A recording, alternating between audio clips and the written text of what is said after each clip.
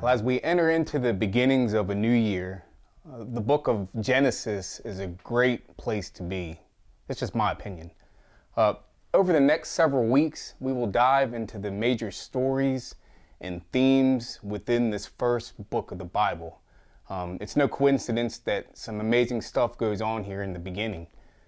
Maybe you're familiar with this book, maybe you have never read through it, and no matter where you stand, that's okay. You don't really need to know everything about it.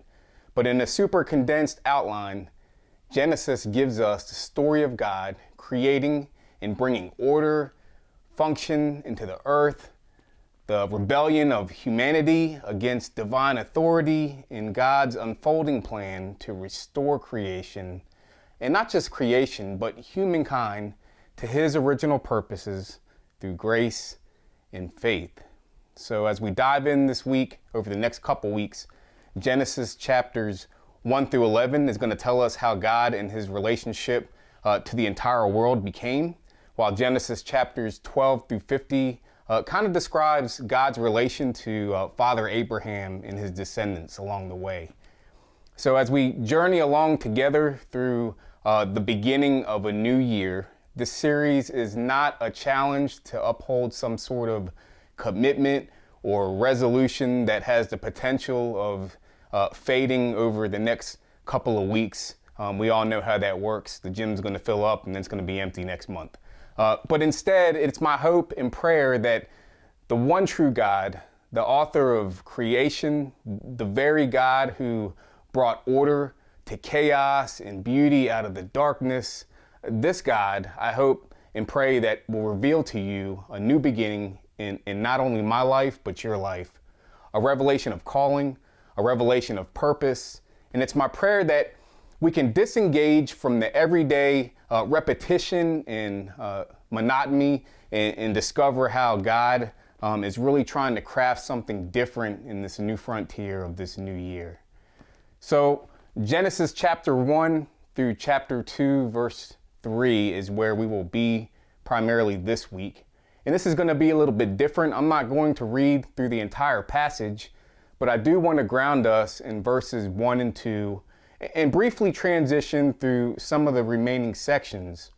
As always, I encourage you to read the Bible for yourself. Bring a notepad. Maybe it's not a notepad. Open up your smartphone, your smart device, and take some time to kind of jot down how God is specifically speaking to you as we study together. So Genesis 1, verses 1 through 2 reads, "In the beginning, God created the heavens and the earth. Now the earth was formless and empty. Darkness was over the surface of the deep, and the Spirit of God was hovering over the waters." Now, I believe we are familiar with beginnings. All throughout our existence, what we know as life, there have been starting and finishing lines. As we journey through life, we begin to recognize the attributes of a starting place. The opening, the closing of life chapters. Perhaps this is a new job, new business opportunities, new relationships, new friendships. Diving through Merriam-Webster kind of defines beginning as the point at which something starts. And I think we can all agree that often beginnings can bring all sort of emotions. And then they're not all the same emotions. Sometimes all kinds of baggage, if we're honest.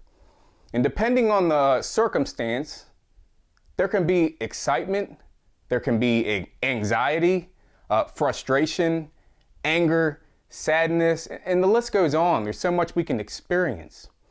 Now, there's nothing wrong with emotions, but for many, these emotions reinforce how we function day to day while discounting anything that runs contrary to the methods we have found comfort in. These areas of repetition, things that are natural and are day in, day out. This could be positive or negative. When stuck in the comfort zone, this is what happens. We run the chance of missing out on the beginning of something new because we hold on to ourselves these certain ideas and the way we do things inside, and we're held captive by these things. We become So connected with the day-to-day, the familiar routines, the ins and outs, that we're bogged down in the little details.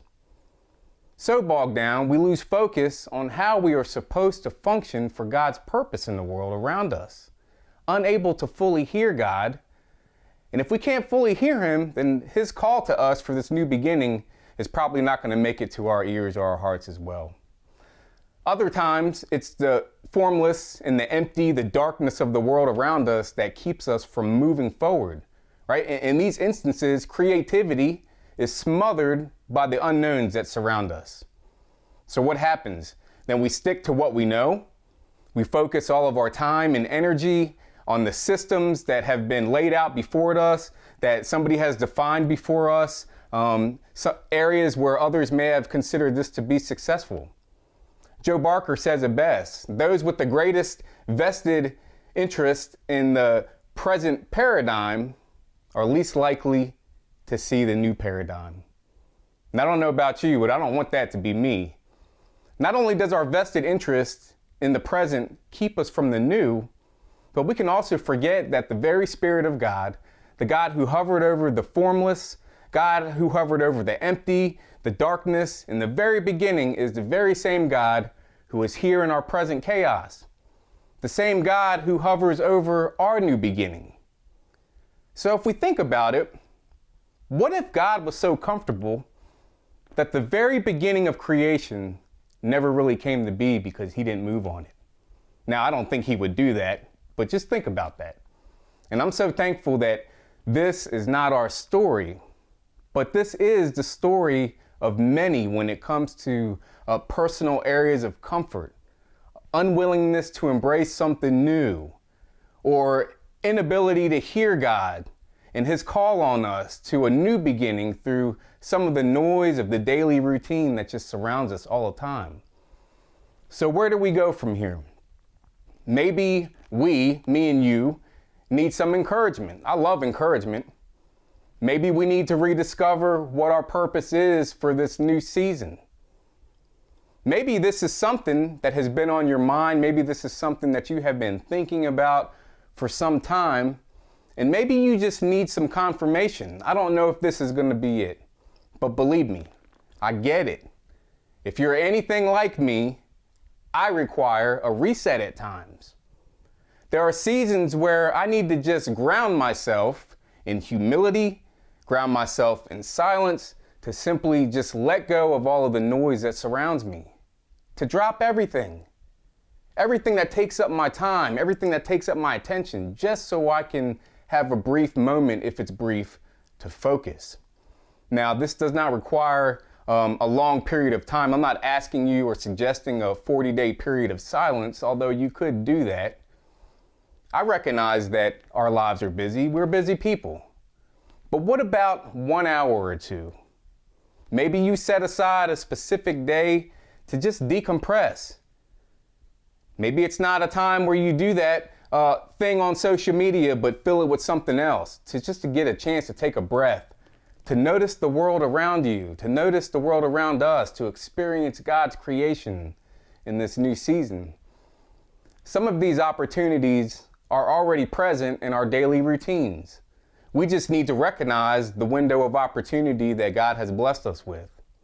For example, I'm up early most mornings, and I said most, early enough to catch a glimpse of the night turning to morning. So as the bright pinks, the majestic purples, and the powerful blue colors just paint the sky in the morning, maybe you're not a morning person, and that's okay too. Go outside at night and look at the starry sky. Some of you recently witnessed the Christmas star, this great cosmic conjunction of, Jupiter and Saturn both put together, and it's an amazing thing. I clearly remember a time in 2004 while in Afghanistan. I gazed up in the middle of the night and I caught a glimpse of the Milky Way that was just so amazing. And I remember thinking to myself during this moment, how can a place so riddled with chaos display the most epic real-time image of our solar system? I've seen this in magazines. I've never seen this close up.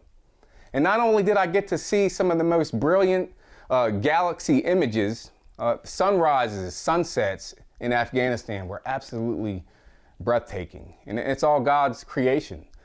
It's within these moments the evidence of God's creativity, his unique design. And these things, as we look and ponder them, can ground us completely. So as you seek these opportunities, I want you to remember that at one point in time, what we experience right now in this moment, what we experience around us right here today, originally was God's blank canvas. Now, there's something about a blank canvas that just captures my attention. Even though I don't consider painting my thing, I'm not an artist that paints, there is something fascinating about the opportunity that lies dormant on a blank surface. It's wide open. You can do whatever you want. If I were to hand you a canvas and ask you to just spend a few moments in silence, just taking a look at it, I believe that without a single word spoken, you can envision something on it. You would be able to develop something in your mind that looks completely different than what your neighbor might imagine. So why? Why does this happen? Well, because we're all different. Our passions are different. Our passions develop ideas that look different from our neighbors. And what I began to notice and believe is that you would recognize that paint or pastels, it's not the only options available to create something beautiful in this open blank space. You could do whatever you want. There's many possibilities. Several years ago, while attending a concert, I was just taken back. I was amazed by an artist by the name of Lance Brown. Some of you may know him. So in a short 10 minutes, I watched this guy paint frantically. In fact, his work as he was moving along did not resemble much of anything. Paint was dripping, running down the canvas, but Brown, he just seemed confident. At least I thought he was. For the sake of watching him do this, I hope that he was actually painting something, because we were in an arena with thousands of people watching him. And I remember as the MC came out to introduce the next band, Brown dropped his paintbrushes. And I recall feeling nervous for him because I wasn't sure where this was going to go. His art didn't look like anything that I could even recognize. And Brown then grabbed this canvas, which is pretty big canvas, and he flipped it right side up. And once he did that, there was the most captivating image of Jesus painted that I've ever seen. And it wasn't until this moment that I recognized that all artists possess something that can be recognized through their creations. And this thing that they have is their individual uniqueness. So the first area I recognized within the passage of Genesis that we went through together is that God speaks through unique creativity. So number one for me is God is unique. He's not the same as anything else. And as the verse within Genesis 1 and 2 kind of introduces us to the main character of the Bible, which is hello, God, we're also introduced to the uniqueness of our Creator. In chapter 1, verse 3 through 26, God speaks and things come into being, things that weren't present there before, right? Beginning with the universe itself, these galaxies, these big stars, these brilliant images. Can you imagine this? And you're shaking your head, yeah, but you probably can't. Why? Because think of something that you have never seen before. How do you do that? How do you think of something you've never seen before? How do you make something that has never been made? All right? This is Twilight Zone. We're getting into some tough thoughts here.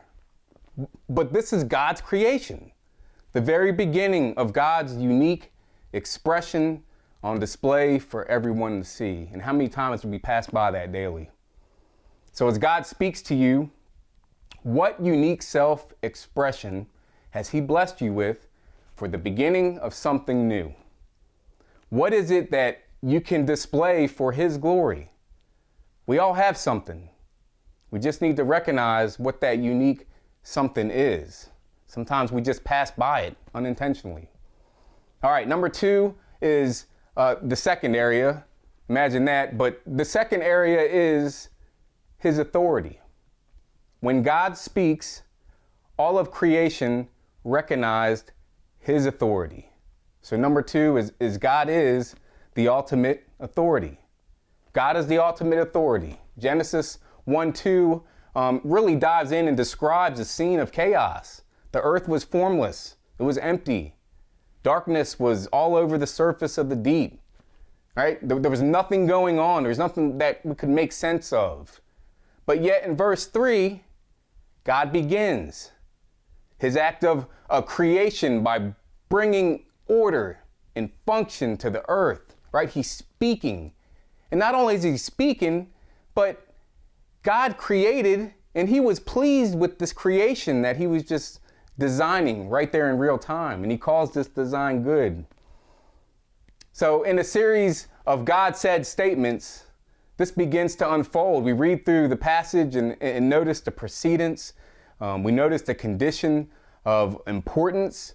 If you follow through those scriptures, you can notice the priority, the certain order that starts to take shape, the ranking, the superiority. And this is important. And you may be asking, why is this so important? Why is this flow important? Because you are significant. You are unique. You are God's creative finale. And not only are you God's uniquely created design, but you are also the crown of his labor. All this stuff was going on, and then in the verses 26 and 27, it's you. So maybe you're not convinced, as this scenario of precedence looks much different than how our society functions today. If we're honest, we live in a culture where the me first or the individual care come before everything else. So this may be challenging to see why something so important, something so treasured, something so valued above all else is created last. Yet here's the gospel message presented right here in the first chapter of the Bible. One's position in this life does not give a person an advantage in gaining eternal life or salvation. Jesus says the first will be last and the last will be first. This phrase can be found in Matthew, Mark, Luke, all over the place. But if you follow through this statement, every time Jesus uses this phrase, the message is the same. It doesn't matter who we are or what we have done or what we do. Eternal life for those who believe in him, who are repentant of their sins, who commit themselves in this strong, committed way to him. These are the areas that require God's authority to bring order, right? God speaks, call out to him, repent for your chaos. Finally, number 3, God spoke you into existence. You were created in his image. So number 3 for us is God created you in his image. Now, in ancient times, the image was defined as a physical appearance or representation that points to something other than ourselves. It points to a person or a deity. And then what we see in Genesis, this means that you are commissioned as actual representatives of God's rule over creation. Not only are you a representative, you're called to steward and guard God's good work in his world on his behalf. You were made to reflect his creativity, his goodness, his character in the world around you. And this is a unique privilege of fellowship between you and God. It sets you apart from other created things. In this new beginning, we are called to reflect. We're not only called to reflect, but we're also called to share our Creator's creativity, his goodness, his character in the world around us. A biblical worldview of God as the Creator does more than encourage us with the understanding of our values. It also shows us that we have meaning, we have purpose. There is a reason why God created you. Psalm 8:6-8 reads, "You made them rulers over the works of your hands. You put everything under their feet, all flocks and herds, the animals of the wild, the birds in the sky, the fish that swim in the sea, all the paths of the sea. Our purpose is found in two things. One, being in the image of God, and two, being given the charge to work our land. The image of God means we are representatives of Him within our circles, within our world. We function as God's representatives towards others who may not realize that they are made in His image. We get the privilege of sharing this good news with those around us. So in this new beginning, the very beginning that God created, just take a moment this week and stop and take in His unique design. Because God speaks. He speaks through creation. He speaks through the very image that He has created in you. He speaks through the image He's created in me. But we have to ask ourselves, who do you see in the mirror? When we believe we are created in God's image, that should have a profound impact in how we interact with others, how we carry ourselves, our daily tasks, and how we do things should all reflect that same thing. And James reminds us in 1:22, be doers of the word, not just hearers. God bless you as you journey through this new beginning. I'm cheering you on. It is my hope and prayer that you find His unshakable purpose for you as we enter into this new beginning together. God bless you. Go in His grace.